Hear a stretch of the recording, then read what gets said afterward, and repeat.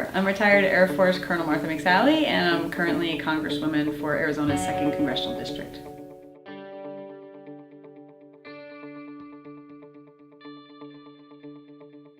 Can you provide a little information about your background and why you're interested in the integration of women in ground combat positions? Great. So I was in the 9th class of women to attend the Air Force Academy, graduated in 1988.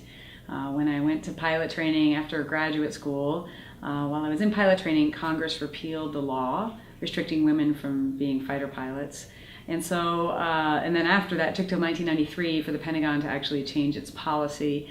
So I was in that leading edge of women becoming combat pilots, and timing-wise, I was in the group of the first 7 women selected in the Air Force to transition into fighters, and the first to actually fly in combat, and then later on the first to command a fighter squadron in combat. I flew the A-10 Warthog, got my little necklace here, which is a wonderful airplane, and I have 325 combat hours in Iraq and Afghanistan, and served 26 years in the military and retired as a colonel. I've been deeply passionate about giving women opportunities to serve in any roles, in any capacity, in any service. I think we need to pick the best man for the job, even if it's a woman. And I personally experienced some of the emotional debates about why all women can't do certain things and therefore all men can during the debates of whether women should be in air combat. And so those same flawed arguments have been used related to ground combat, and I've studied the issue, I've published on the issue, and I've been a really strong advocate to make sure that any woman in our country who has the capabilities to serve is able to serve in any position she's qualified for. What was it like to be one of the first women who was actually able to fly fighter pilots within the area of operation during campaigns? Well, the transition was one that really showed me as still a young officer that leadership makes the biggest difference. We previously, during the debates, had a chief of staff of the Air Force testifying before Congress against women flying in combat aircraft. And he would be asked things like, so you would rather pick a less qualified man over a more qualified woman to go fly these aircraft? And he would say things like, and I'm paraphrasing, yes, I would, and I know that's difficult to justify, but it's just the way that I feel. And so this was our leader who set the tone and the climate for the transition. Of course, he had to get behind it once the Secretary of Defense changed the policy, otherwise he needed to resign. So he sort of got behind it, but obviously he had been very vocal against it. And it was a challenging transition. There was still a tremendous amount of hostility, a tremendous lot of emotion about why women as a whole either couldn't or shouldn't be flying fighters. And that's really the same arguments you'll see for ground combat or other positions.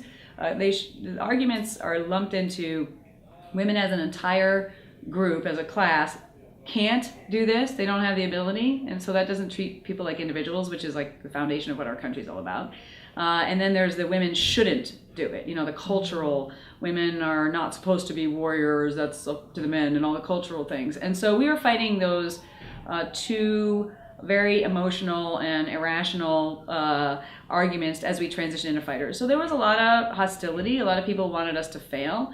It was a lonely journey, but I was really honored and thankful that I had the opportunities. And once you prove yourself, you see the guys that I was in a squadron with, they very much respected me, and I really was a part of the squadron. It was often the people who were not in our squadrons, who were still dealing with their own insecurities, that would try and figure out how to derail us, especially when we started to get promoted to flight lead, instructor pilot, and getting promoted in the ranks. Then some of the hostility got stronger from some people. But you prove yourself and do your job, and that's all that really matters. The airplane doesn't care what gender you are.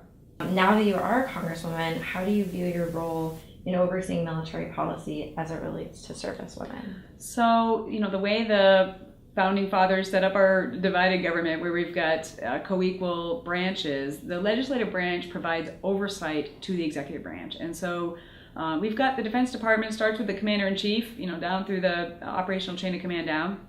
But we have an appropriate role of oversight to the executive branch. So I'm on the Armed Services Committee, and it's our primary jurisdiction to provide oversight to military policy, military spending, and to be using legislative action and our oversight role in order to make sure we've got the right military and defense policy, and that the men and women who serve are equipped and trained with what they need in order to fight and win America's wars. So we've got a tremendous role, and we do that through hearings, we do that through meetings with senior Pentagon leaders, and we do it through the annual defense bill, which we're actually marking up this next week in the House of Representatives, and then a few weeks later in the Senate. So that's where we actually got the Abaya amendment passed, is attached to the defense bill back in 2001 to overturn the policy making our female servicewomen wear the abaya in Saudi Arabia. So I actually went on a one-woman lobbying campaign to do that as a citizen. I had to get sponsors in the House and the Senate and have them shepherd it. So the bottom line is Congress has a tremendous role, and we've got very few veterans in Congress. We have very few female veterans in Congress. I'm the only female veteran in the Republican side in Congress.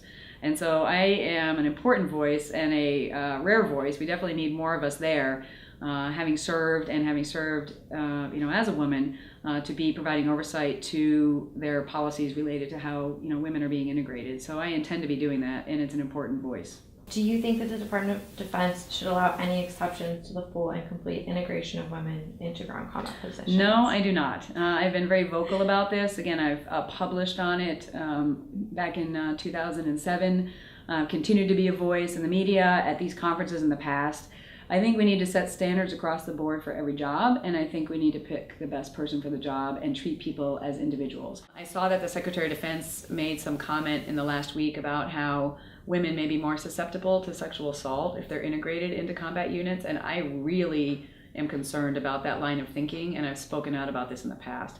Look, we have certainly a huge problem with sexual harassment and sexual assault, but to think about this, that we would have a potential rapist or assaulter who is in a U.S. military unit and is functioning there and serving there and deploying overseas and as a part of our communities when they're back home, and that we would put a female servicewoman in their midst, and therefore somehow that would make her subjected to sexual assault, and somehow that would then be like her problem when you have a potential assaulter and a rapist in your unit. And you would be okay with him just staying there and maybe committing assault on other civilians somewhere else? I mean, I know that's not what they're saying, but the point is, if you have a perpetrator or a potential perpetrator in a unit, we need to rout out the perpetrator. We don't need to close down the opportunities of women to be in that unit because we have potential perpetrators in that unit. I mean, that's the kind of logic that the Taliban and other extremist organizations use in order to keep women segregated from men in their societies, that we're trying to do it in order to keep women safe. So that's really flawed logic, and we shouldn't tolerate it, and we shouldn't confuse the issues as we're dealing with sexual assault and we're dealing with women's integration in the military. What would your response be if at the end of this year the Department of Defense decides to keep some occupations or units closed to women? My response would be that that's unacceptable. And I would look forward to certainly hearing them out as to what their arguments are. But in my role of oversight, we get to make the final say. So I intend to work with my colleagues, my like-minded colleagues, to make sure that we give women every opportunity to serve. So that's our plan.